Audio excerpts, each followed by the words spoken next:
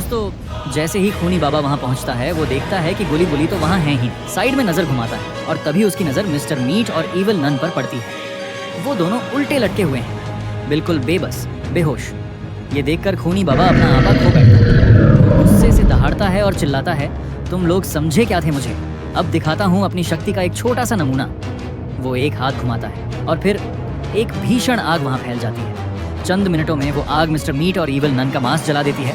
बस उनकी स्केलेटन्स ही बचती हैं। अब सबको समझ में आ गया कि खूनी बाबा किसी का सगा नहीं।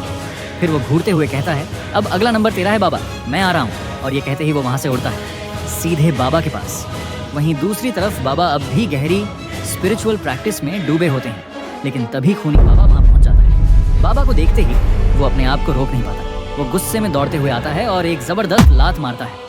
बाबा बहुत दूर जाकर गिरते हैं और बेहोश हो जाते हैं।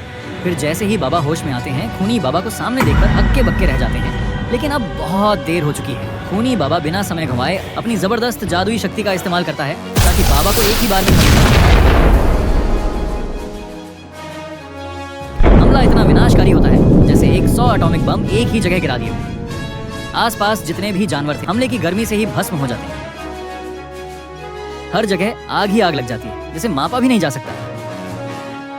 दूसरी तरफ गुली बुली और रॉड बाबा घर की तरफ लौट रहे होते हैं। तभी शॉन रुककर कहता है, वो क्या है? उन्हें गाड़ी घुमाने का मौका तक नहीं मिलता। चंद सेकंड में ही लावा वहां पहुंचता है और सब कुछ राख कर देता है। गुली और बुली की दर्दनाक मौत हो जाती है। हर तरफ सिर्फ अंधेरा ही अंधेरा रह जाता है। वहीं दूसरी तरफ खूनी बाबा जोर जोर से हंस रहा होता है। मुझे अपनी 70% पावर का इस्तेमाल करना पड़ा। इससे मेरे शरीर पर असर जरूर पड़ा, लेकिन ये जरूरी था, वरना जरा सी भी डील उन लोगों को भारी बना देती। लेकिन ये क्या? बाबा तो जमीन के अंदर हैं। क्या बाबा मर गए हैं या फिर कोई बड़ा सरप्राइज बचा है? तो दोस्तों, अगर आप इस कहानी का अगला पार्ट देखना चाहते हो तो लाइक, सब्सक्राइब और कमेंट करना मत भूलना, क्योंकि कहानी अभी बाकी है।